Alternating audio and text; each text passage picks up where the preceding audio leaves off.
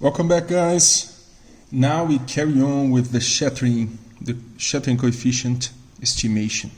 Shattering coefficient estimation. Okay?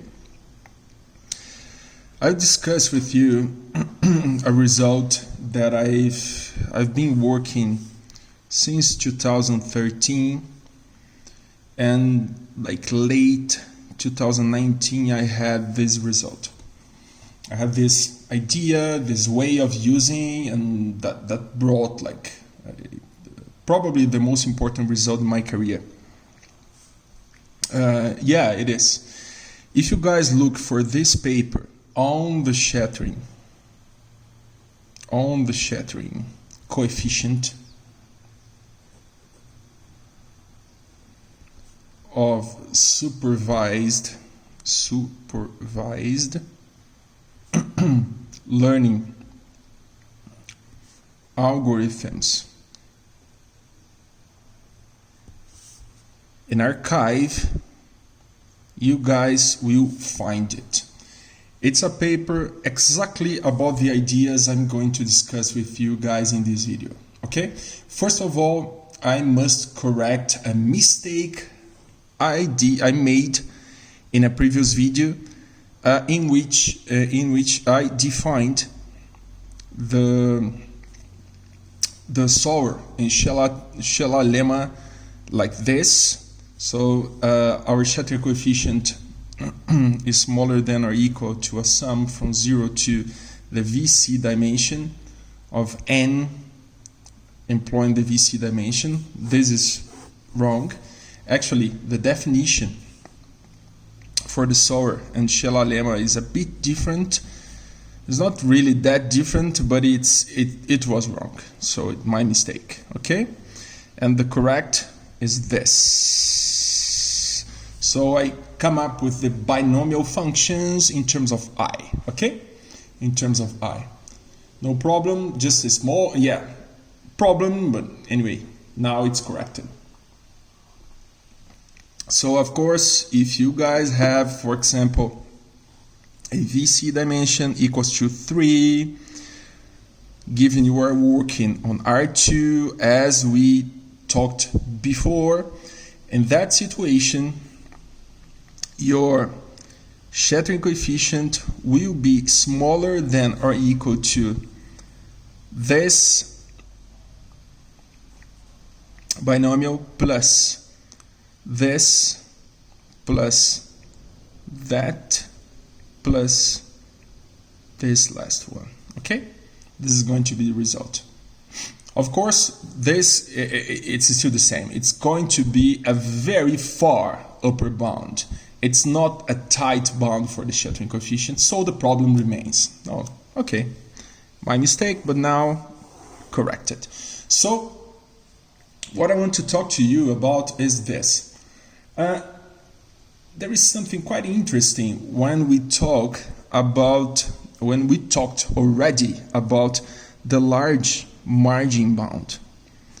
I think you guys remember that the term involving the shattering coefficient for the large margin bound was exactly the radius that I used to enclose, the smallest radius to enclose every point in my space, divided by the margin whole to the square times log of the sample size, everything to the square, all this log to the square. This is actually an estimation of the shattering coefficient for a given sample size. If my sample size is like this, imagine, like positives over here, negatives over there, I have a radius which is enough to enclose, it is the smallest as possible radius to enclose all observations, okay, all points. And if I take this as a support hyperplane, that as another support hyperplane for the negative and positive classes, my hyperplane would be somehow along this axis, okay? And my rho would be that. So this is rho, this is R. If you consider this for the large margin bound, you might notice that Vapnik came up with this idea of measuring the shattering coefficient, not like computing every possible classification out of the blue, but actually computing in terms of some space, of some data space, considering we have like some positives and negatives that are separated, linearly separated among themselves. We've got some margin, we've got some open radius. So there is a practical scenario, like a given scenario. So taking that into consideration, I just started thinking about some other possibilities for different data sets. And I came up with this idea. My idea is basically based on some real-world data sample. Suppose you guys were given a data sample in which every positive example lies in here, produced by a bidimensional Gaussian function, and every possible negative example lies over there, also following a Gaussian distribution, a bidimensional Gaussian distribution. My idea was that I could come up with a way of connecting homogeneous regions. What is connect homogeneous regions? I just employed a concept from topology, which is an area in mathematics, in which I could define some radius over here. Consider I have a radius around this positive element, creating a ball. If this ball is enough to enclose this point and this positive point, so they have some equivalence relation, as we call in mathematics, connecting those. The same open ball is going to be built centered on this point and on that and on that and on that. And you know what's interesting? If I vary and increase my open ball radius, all this radius, of course, if I start with a small radius epsilon and increase it up to some limit, let's suppose that I can connect all positive elements, as it happens here. If I connect all of those, I'm going to call this as a homogeneous region, which can be represented by a single point. The same happens in here. I can connect all negative elements if I vary my radius from 0 to some limit, some value, without connecting elements from the other region. Of course, if I'm connecting positives, I cannot accept a negative in here. And the same happens here. If I'm connecting negatives, I cannot accept positives. So I can form another homogeneous region over here for negatives. And you know what's interesting in this situation? It doesn't matter if I carry on producing points following the same joint probability distribution. It doesn't matter because they will have the same behavior. Positive points will be here, negative points will be there. That means I will have a homogeneous positive regions here and a negative region over there. What's nice about that is this is quite similar to the radius, to the R radius and whole margin that Vapnik came up with. So I'm considering a practical scenario to understand how many hyperplanes I need to shatter this. How many hyperplanes I need to cut this space in every possible way. You guys might say, okay, just one. Yeah, you were right, just one. But you know what's interesting?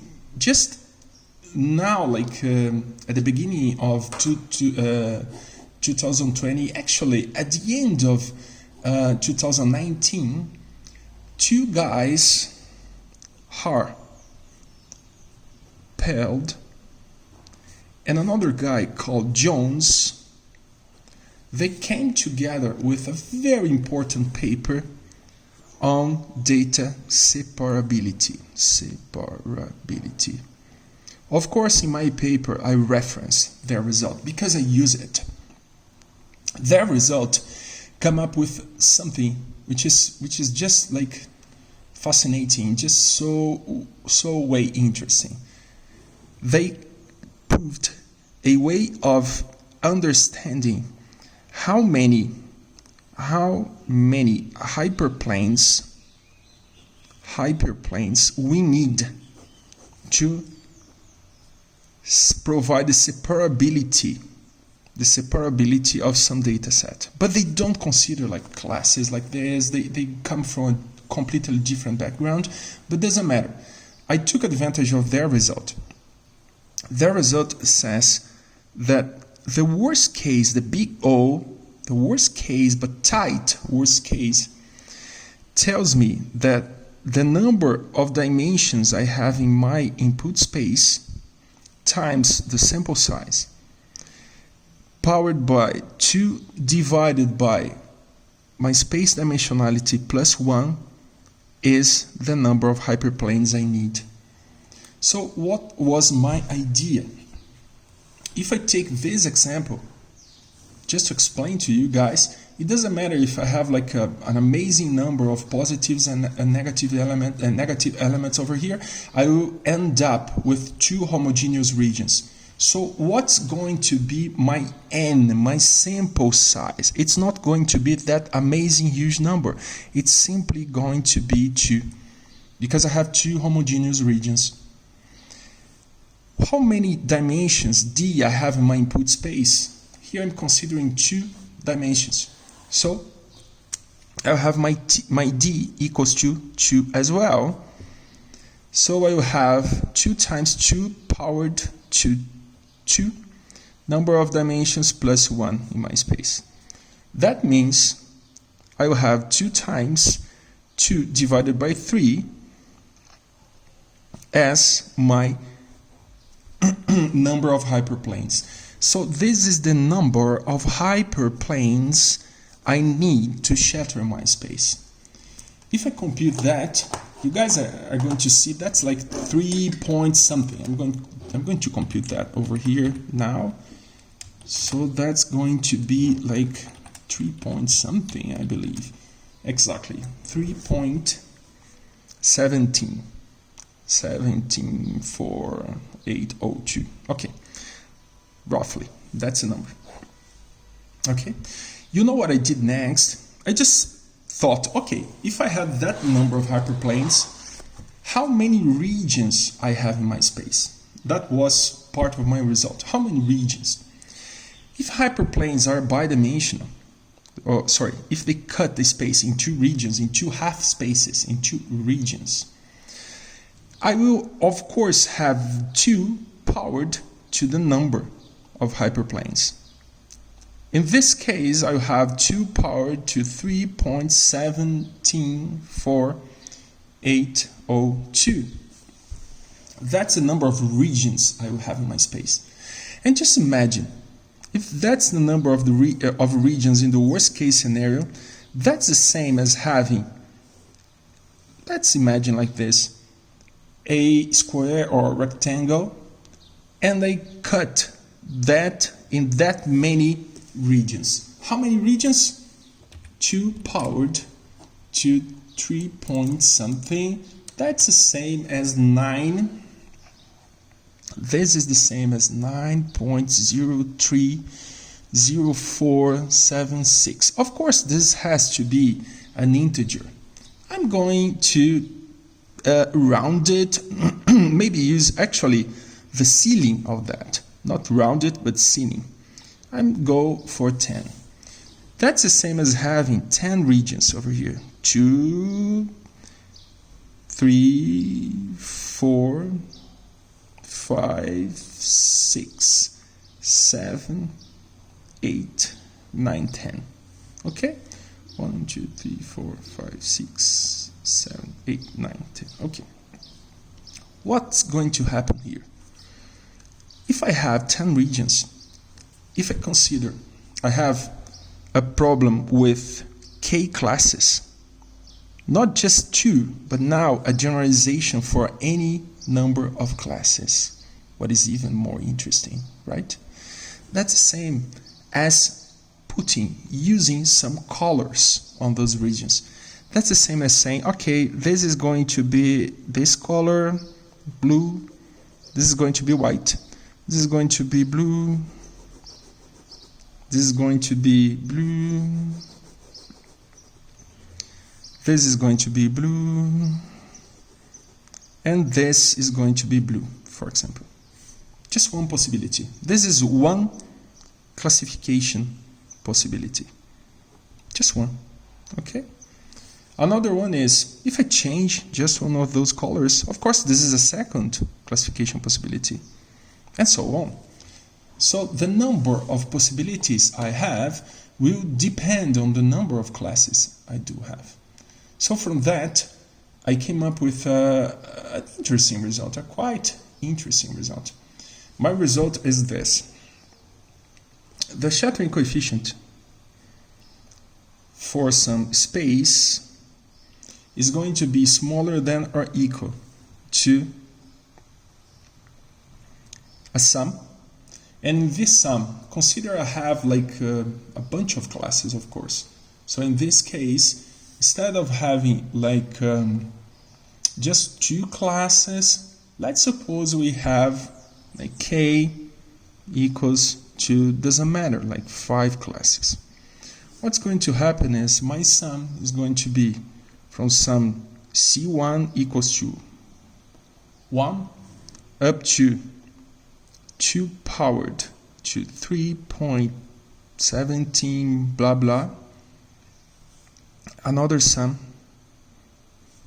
okay, for C2 from 1 to 2 powered to 3.17 blah blah minus C1, because this is going to reduce my space somehow, because I'm using to cut with this first, this sum works on the first hyperplane. So if it cuts somehow my sample, it reduces, and it remains, it's going to remain like a bunch of other points, but that bunch of other points will be reduced somehow in terms of this C1. The complete proof is in my paper, okay?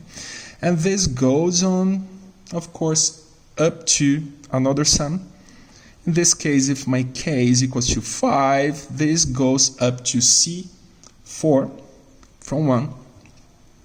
It's always 1 less than the number of classes, okay? 317, blah, blah. And here I will have some binomials. My binomials are the number of possibilities I have, for the first hyperplane, 3.17, blah, blah,